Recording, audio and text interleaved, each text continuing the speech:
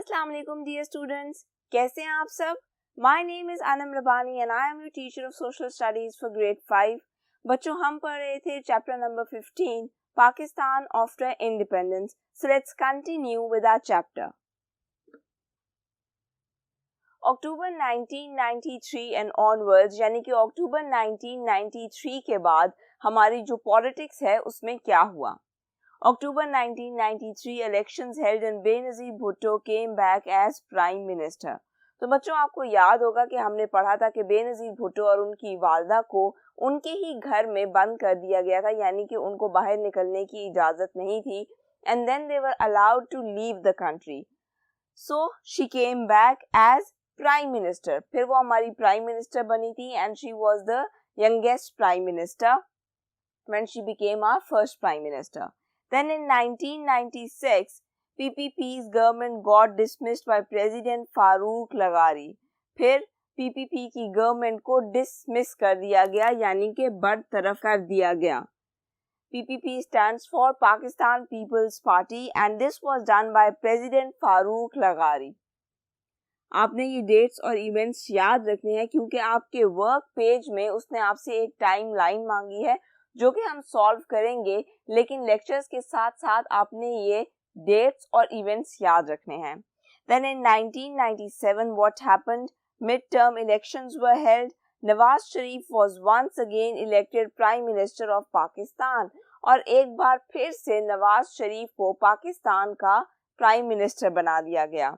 October 1999 Nawaz Sharif was deposed by General Pervez Musharraf who took over the government। Depots करने का मतलब होता है किसी को फोर्सफुली उसकी सीट से हटा देना। तो जनरल परवेज मुशर्रफ ने नवाज शरीफ को फोर्सफुली उनकी सीट से, या आप कह सकते हो कि उनके ओहदे से हटा दिया। Nawaz Sharif and his family exile to Saudi Arabia. Exile का मतलब होता है कि आप अपना मुल्क छोड़कर किसी दूसरे मुल्क में चले जाते हो, इसको हम जलावतनी भी कहते हैं। तो नवाज शरीफ और उनकी फैमिली एग्जाइल करके चले गए Saudi Arabia. Then in June 2001 general Musharraf was sworn in as president और उसके बाद हमारे प्रेसिडेंट कौन बने? General Pervez Musharraf in June 2001। 11 September 2001, a very important date। On this date happened 9/11। World trade centre के ट्विन टावर्स में दो कमर्शियल फ्लाइट्स के जो एरोप्लेन्स थे वो आकर टकराए। This event completely change the world scene और इस हादसे की वजह से बहुत से चेंजेस आए पूरी की पूरी दुनिया में, क्योंकि ये माना जाता था कि ये जो एरोप्लेन्स ट्विन टावर्स में टकराए गए ये डेलिबरेटली काम किया गया था। फिर ये कहा गया कि ये काम किया था उसामा बिन लादेन ने, और ये भी कहा गया कि वो अफगानिस्तान में छुप गया वापस आकर। तो बदला लेने के लिए फिर यूएसए यानी कि यूनाइटेड स्टेट्स ऑफ अमेरिका ने अफगानिस्तान पर हमला कर दिया और उसके नतीजे में जो जंग शुरू हुई वो आज तक नहीं खत्म हुई। There is a question in your book, question number 6. What was the major international event in 2001 that affected Pakistan?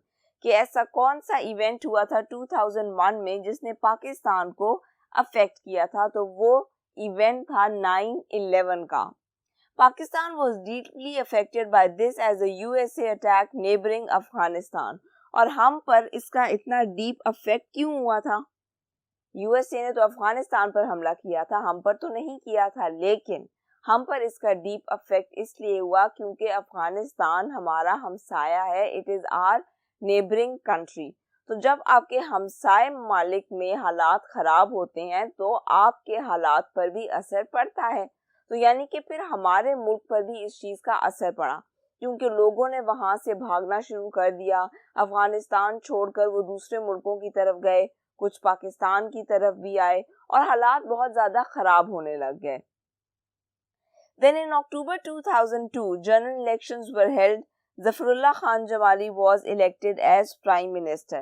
फिर अक्टूबर 2002 में फिर से इलेक्शंस हुए और हमारे प्राइम मिनिस्टर बने Zafarullah Khan Jamali. General elections were held, general elections हुए और ज़फ़रुल्लाह खान जमाली हमारे प्राइम मिनिस्टर इलेक्ट हुए।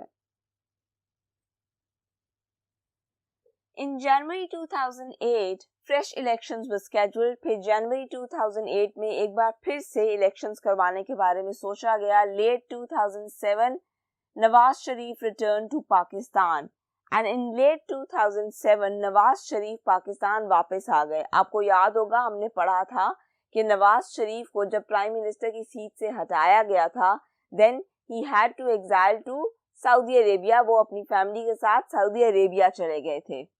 Then in 27 December 2007, Benazir Bhutto got killed. Benazir Bhutto got murdered. Actually, on 27 December 2007, जब वो एक रैली से खिताब कर रही थी in Rawalpindi, she was shot at the back of her head. Then in February 2008, elections brought PPP. फिर क्योंकि बेनजीर भुट्टो को भी मर्डर किया गया, उनको मरवाया गया, उसके बाद फिर से कैंपेन्स शुरू हुई और फिर फरवरी 2008 में जो इलेक्शंस हुए उनमें कौन हुकूमत में आया? PPP, Pakistan peoples party. Then in August 2008 president Musharraf resign. President Musharraf ने कब रिजाइन किया? In August 2008. In September 2008 Asif Ali Zardari took oath as a president. Oath लेने का मतलब होता है कि आप एक तरह का वादा करते हो कि आप अपने सिटीजन्स का ख्याल रखोगे, उनकी हिफाजत करोगे और उनकी खिदमत करोगे. तो फिर सितंबर 2008 में आसिफ अली जरदारी हमारे प्रेसिडेंट बन गए और हमारा प्राइम मिनिस्टर बने Yusuf Raza Gilani. Became prime minister but got disqualified for contempt of court. Contempt of court का मतलब होता है तौहीन अदालत, यानी आपकी जो जस्टिस सिस्टम है उसके बारे में आप कोई ऐसी बात कर देते हो जिसको कंटेम्प्ट ऑफ कोर्ट कहा जाता है, पसंद नहीं किया जाता और तौहीन अदालत कहा जाता है. और अगर आप ऐसा कुछ करते हो तो आपको सजा दी जा सकती है. तो यूसुफ रजा गिलानी ने जब as a prime minister contempt of court की तो ये बहुत बड़ी बात थी.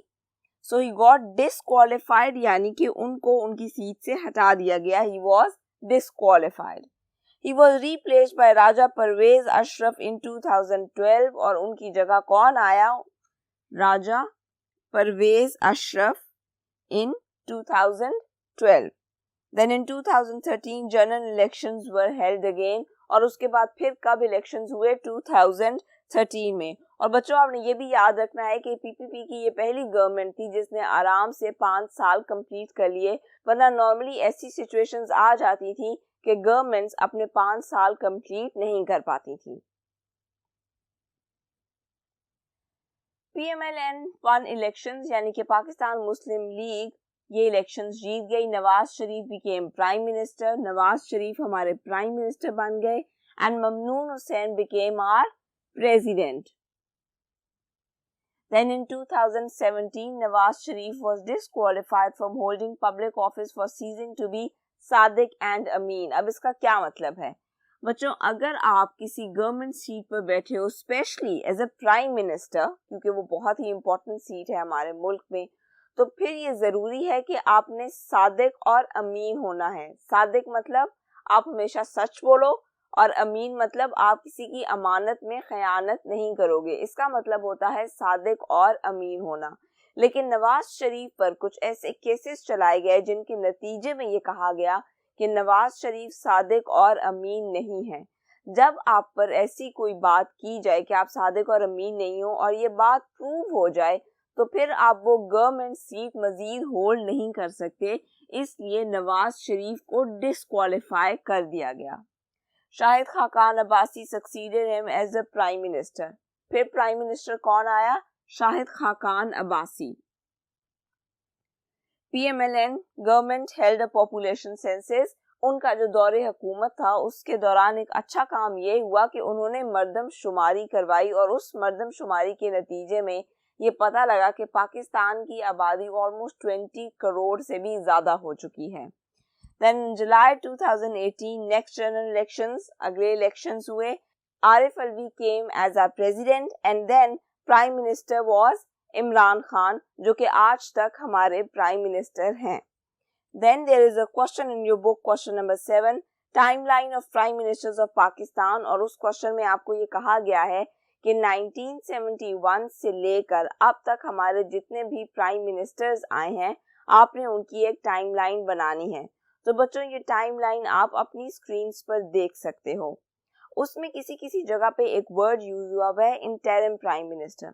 इंटरिम प्राइम मिनिस्टर वो होता है कि जितनी देर इलेक्शंस हो रहे हैं उस दौरान कंफर्म नहीं होता कि आपका प्राइम मिनिस्टर कौन है, तो उस अरसे में आपका जो प्राइम मिनिस्टर लगता है उसको हम कहते हैं इंटरिम प्राइम मिनिस्टर। आप ये टाइमलाइन, ये वीडियो पॉज करके नोट डाउन कर सकते हो। Well done children, so now we are done with our chapter. अगले लेक्चर में हम करेंगे इस चैप्टर का वर्क पेज। अपना और अपनी फैमिली का बहुत सा ख्याल रखिएगा। अल्लाह हाफिज।